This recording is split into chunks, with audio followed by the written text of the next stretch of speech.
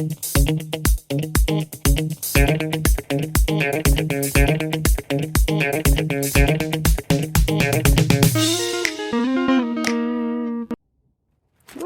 hi.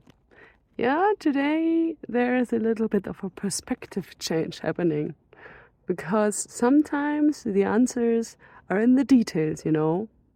Will it be the case for the next question? Let's see.